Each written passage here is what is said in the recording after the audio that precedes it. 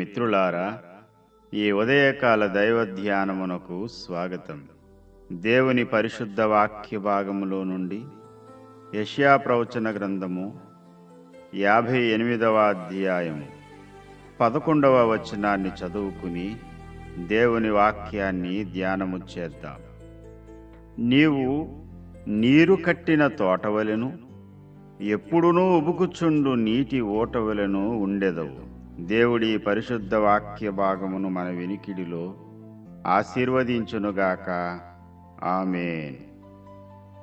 ప్రియమిత్రులారా, తిన్నని మార్గాలు విడిచి భ్రష్టత్వమునకు దాసులైనటువంటి వారిని గూర్చి 2 పేతురు 2వ అధ్యాయము 17వ వచనంలో ఈ విధంగా ఉంది: వీరు నీళ్లు లేని బావులను, పెనుగాలికి కొట్టుకొని పోవు మేఘములనై ఉన్నారు.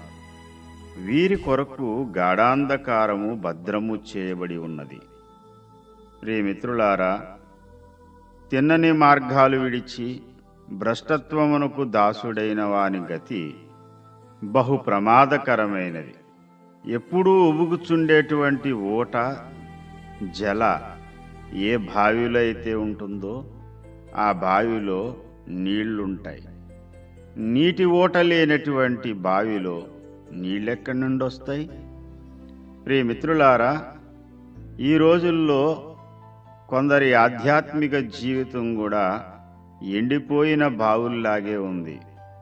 జీవజలముల ఓట అయిన పరిశుద్ధాత్మ దేవుని యొక్క జలము వారిలో నుండి ఊరడం లేదు. నా యందు విశ్వాసముంచు వాని కడుపులో నుండి జీవజల నదులు ప్రవహిస్తాయన్న ప్రభువారి మాట కొందరకు వర్తించడం లేదు. ఎందుకు? ఏ కారణం చేత వారి హృదయంలో నుండి జీవధారలు రావడం లేదు? ఎప్పుడూ ఉబుకుచుండేటువంటి నీటి ఓట్లలాగా ఎందుకు ఉండలేకపోతున్నారు?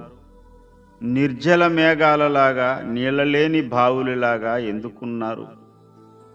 వారి పరిస్థితి ఎందుకంత భయానకంగా మారిపోయింది?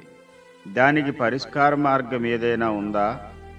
తప్పకుండా ప్రభు ఒక దారి చూపెడుతూ ఉన్నాడు. ఈ యెషయా గ్రంథం 58వ అధ్యాయంలో ప్రభు చెబుతున్న ఉపవాసాన్ని ఎవరైతే చేస్తారో వారికి కలిగేటువంటి ప్రయోజనాలు చెప్పాడు. దేవుడు ఏర్పాటు చేసుకున్న ఉపవాసాన్ని నిర్లక్ష్యం చేసి కేవలం డొక్క మార్చుకోవడం ఒకటే ఉపవాసం అనుకున్నంత కాలము నీవు ఎల్లప్పుడూ ఉబుకుచుండే నీటి ఓటలాగా, నీరుగట్టిన తోటలాగా నీ ఉండలేవు.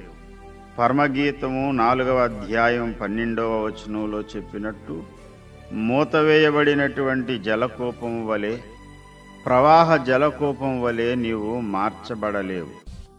ప్రియమిత్రులారా, దుష్టుడి గట్టిన కట్లను విప్పండి, వాడి కాడుమాను మోకులను తీసివేయండి. సాతానుతో నీకున్న అనుబంధాన్ని తెగదింపులు చేసుకోండి.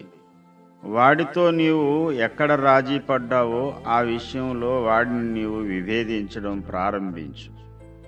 ఏ విషయంలో దేవునితో నీకు వైరం ఏర్పడిందో ఆ విషయంలో దేవునితో సమాధానపడడం ప్రారంభించు.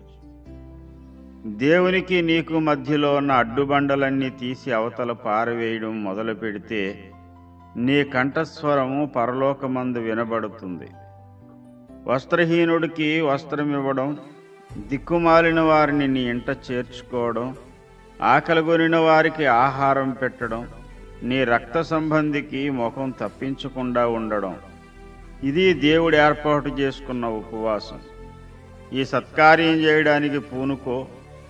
దేవునికి అనుకూలమైనటువంటి ఉపవాసాన్ని చేయడానికి నువ్వు ప్రతిష్ఠించుకో. పరిశుద్ధాత్మ జలము నీలో ఊరడం ప్రారంభిస్తుంది.